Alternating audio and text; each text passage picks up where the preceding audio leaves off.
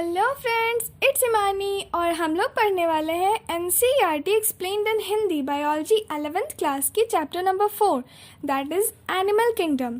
तो चलिए शुरू करते हैं। जब हम अपने चारों ओर देखते हैं तो हम डिफरेंट एनिमल के डिफरेंट स्ट्रक्चर एंड फॉर्म को ऑब्जर्व करते हैं। ठीक है, हम अपने चारों तरफ देखेंगे तो डिफरेंट एनिमल्स दिखेंगे और उन डिफरेंट एनिमल्स के डिफरेंट स्ट्रक्चर एंड फॉर्म को ऑब्जर्व करते हैं। अभी तक अप्रॉक्स 10 लाख से ज़्यादा एनिमल स्पीसीज़ को डिस्क्राइब किया जा चुका है। ठीक है, अभी तक अप्रॉक्स 10 लाख से ज़्यादा एनिमल स्पीसीज़ को डिस्क्राइब किया जा चुका है। अतः क्लासिफिकेशन इसके लिए बहुत इम्पॉर्टेंट बेसिस है। क्लासिफिकेशन नई खोजी गई स्पीसीज़ को सिस्टमैटिक पोजीशन पर रखने में हेल्प करता है।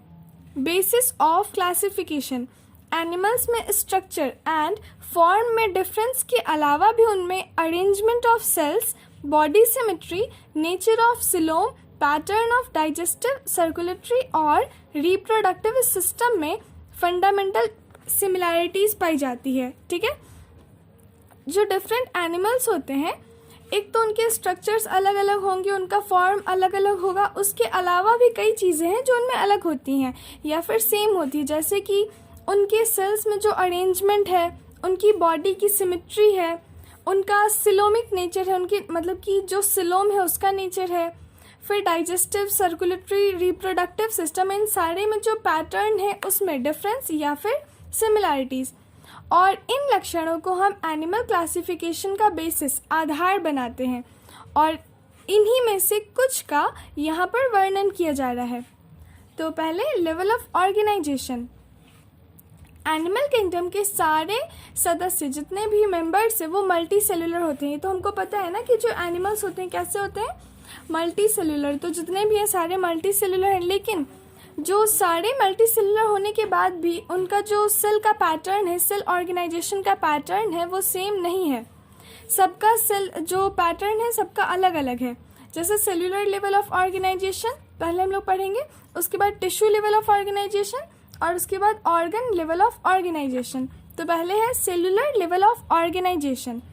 इसमें क्या है, सेल्स का अरेंजमेंट ज़्यादा लूज होता है, जैसे कि स्पॉन्ज में। ठीक है, सेलुलर लेवल ऑफ ऑर्गेनाइजेशन में जो सेल्स हैं उनका अरेंजमेंट बहुत लूज होता है, जैसे कि स्पॉन्जेस में, स्पॉन्ज को आप देखो तो बहुत लूजली सेल्स अरेंज रहते हैं और सेल के बीच में कुछ डिवीजन ऑफ लेबर पाया जाता है। यहाँ पर जो काम बटा होता है वो सेल के ही बीच में, क्योंकि यहाँ पे स्पॉन्ज में सिर्फ सेल्स हैं, सेलुलर लेवल ऑफ ऑर्गेनाइजेशन है, तो जो डिवीजन ऑफ लेबर है वो भी सेल्स के बीच में बांट दिया जाता है। सेकेंड है टिश्यू लेवल ऑफ ऑर्गेनाइजेशन। इसमें सेल्स का अरेंजमेंट ज़्यादा कॉम्प्लेक्स होता है। हाँ, जब सेल्स कॉम्प्लेक्स वे में अरेंज होते हैं तभी तो टिश्यू का फॉर्मेशन होता है। तो टिश्यू लेवल ऑफ ऑर्गेनाइजेशन में क्या होगा, सेल्स का अरेंजमेंट मोर कॉम्प्लेक्स। एक जैसे काम करने वाले सेल्स मिलकर टिश्यू का फॉर्मेशन करते हैं। ठीक है, जो सेम काम करने वाले सेल्स हैं वो सारे मिलकर एक टिश्यू फॉर्म करते हैं और फिर वो टिश्यू लेवल ऑफ ऑर्गेनाइजेशन वाले एनिमल्स में वर्क करती है, जैसे कि सिलेंटेरेट। जो सिलेंटेरेट है उसमें टिश्यू लेवल ऑफ ऑर्गेनाइजेशन होता है। तीसरा क्या है, ऑर्गन लेवल ऑफ ऑर्गेनाइजेशन। पहला था सेलुलर लेवल ऑफ ऑर्गेनाइजेशन, दूसरा tissue level of organisation and third one है ऑर्गन लेवल ऑफ ऑर्गेनाइजेशन। इसमें क्या होता है, जो टिश्यूज़ हैं, देखो सेलुलर लेवल ऑफ ऑर्गेनाइजेशन में सेल्स एक दूसरे में मिलजुल कर काम करते थे। टिश्यू लेवल ऑफ ऑर्गेनाइजेशन में सेल्स का अरेंजमेंट मिलाकर टिश्यू बनता है और फिर टिश्यू काम करते हैं। और ऑर्गन लेवल ऑफ ऑर्गेनाइजेशन में क्या होता है कि सेल से बना टिश्यू, फिर बहुत सारे टिश्यू मिलकर ऑर्गन बनाते हैं और फिर यहाँ पर एक ऑर्गन, मतलब कि हर ऑर्गन का एक पार्टिकुलर काम होता है, जो ऑर्गन है वो काम करते हैं। तो ऑर्गन लेवल ऑफ ऑर्गेनाइजेशन में क्या है, टिश्यू मिलकर ऑर्गन का फॉर्मेशन करेंगे और हर ऑर्गन का एक पार्टिकुलर काम होगा। इसके एग्जाम्पल क्या है, जैसे कि ये प्लैटीहेलमिन्थस में है और अदर फाइलम में है। ठीक है, एक प्लैटीहेलमिन्थस में भी ऑर्गन लेवल ऑफ ऑर्गेनाइजेशन होता है और अदर हायर फाइलम में भी होता है, जैसे कि एनालिड्स में, आर्थ्रोपोड में, मोलस्का में, इकाइनोडर्माटा में, कॉर्डेटा में। इन सब में ऑर्गन मिलकर ऑर्गन सिस्टम बनाते हैं। ठीक है, ऑर्गन लेवल ऑफ ऑर्गेनाइजेशन हो गया। उसके बाद क्या है, organ system level of organisation. ये किस में है, ये हो गया किस किस में, देखो annelids, arthropod, mollusca, echinodermata and chordata, इन सब में ऑर्गन्स मिलकर ऑर्गन सिस्टम बनाएंगे। और इसमें क्या होगा, organ system level of organisation. जैसे ह्यूमन में देख लो, जितने ऑर्गन से सारे ऑर्गन का अलग अलग फंक्शन है और सारा मिलकर एक ऑर्गन सिस्टम बनता है। और हमारा क्या है, organ system level of organisation. हर ऑर्गन सिस्टम अलग अलग फिजियोलॉजिकल फंक्शन करता है, ठीक है। जो अलग अलग ऑर्गन है, जैसे लिवर है उसका काम अलग है, किडनी है उसका काम अलग है, तो हर ऑर्गन सिस्टम अलग अलग फिजियोलॉजिकल फंक्शन करता है। और डिफरेंट एनिमल ग्रुप के ऑर्गन सिस्टम्स में कॉम्प्लेक्सिटी शो करते हैं। जैसे कि प्लैटीहेलमिन्थस में इनकम्प्लीट डाइजेस्टिव सिस्टम होता है, ठीक है। जो डिफरेंट एनिमल ग्रुप है उनके जो ऑर्गन सिस्टम है वो अलग अलग है, सब अलग अलग है। तो जैसे कि प्लैटीहेलमिन्थस है, उसमें क्या है, इनकम्प्लीट डाइजेस्टिव सिस्टम, मतलब कि इसमें सिर्फ एक ओपनिंग होगी जो कि माउथ और एनस दोनों का काम करेगी। तो प्लैटीहेलमिन्थस में क्या है, इनकम्प्लीट डाइजेस्टिव सिस्टम। इनकम्प्लीट कब होगा, जब माउथ एंड एनस दोनों का काम सेम ओपनिंग करती है। अब दूसरा है कंप्लीट डाइजेस्टिव सिस्टम, इसमें दो छेद होंगे, एक माउथ और एक दूसरा एनस, ठीक है। कंप्लीट डाइजेस्टिव सिस्टम कब होगा, जब दो छेद होंगे, एक माउथ और दूसरा एनस।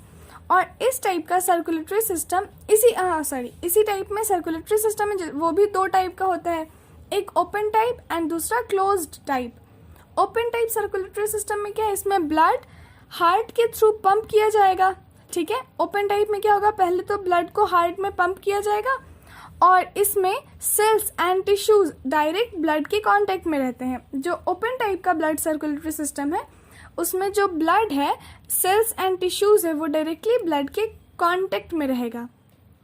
दूसरा है क्लोज्ड टाइप, इसमें क्या होगा, ब्लड डिफरेंट टाइप के डायामीटर वाले ब्लड वेसल्स जैसे कि आर्टरी, वेन्स, कैपिलरीज, इन सब से होकर फ्लो करता है। क्लोज टाइप में क्या होगा, ब्लड के पास वेसल्स होंगी, ब्लड वेसल्स होंगी, ये ओपन नहीं रहेगा। इसमें ब्लड ब्लड जो है वो आर्टरीज से, वेन्स से, कैपिलरीज से, इन सब से होकर फ्लो करेगा। इसके बाद है सिमेट्री। एनिमल को सिमेट्री के बेसिस पर भी कैटेगराइज किया गया है, जैसे कि asymmetric, radial symmetric and bilateral symmetric. Asymmetry, जहां भी ए वर्ड पीछे लगता है इसका मतलब होता है नो, नन, ठीक है। एसिमेट्रिक मतलब नॉन सिमेट्रिक। तो एसिमेट्रिक, इसमें क्या होगा, बॉडी किसी भी सेंट्रल एक्सिस से क्रॉस करने वाले लाइन के द्वारा दो इक्विवेलेंट पार्ट में डिवाइड नहीं हो सकती है, ठीक है।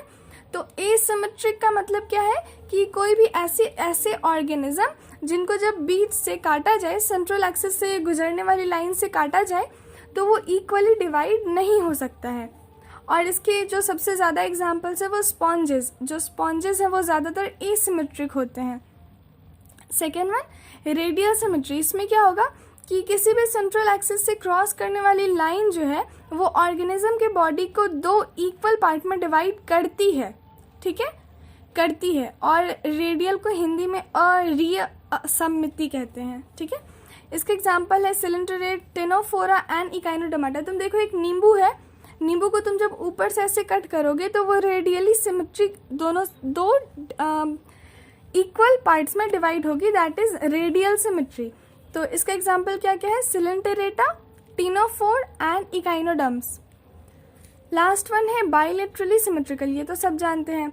एनिमल्स जैसे कि एनालिड्स, आर्थ्रोपोड, इनमें एक प्लेन से क्रॉस करने वाली लाइन बॉडी को दो identical left and right part में डिवाइड करती है, ठीक है। इसमें क्या होगा, बॉडी को जब कट करेंगे तो वो लेफ्ट एंड राइट दो पार्ट्स में डिवाइड हो जाती है, इसको कहते हैं बाइलेटरल सिमेट्री। तो आज का फर्स्ट पार्ट हम यहीं समाप्त करते हैं, जुड़े रहिए सेकेंड पार्ट के लिए। Thank you for listening, all the very very best.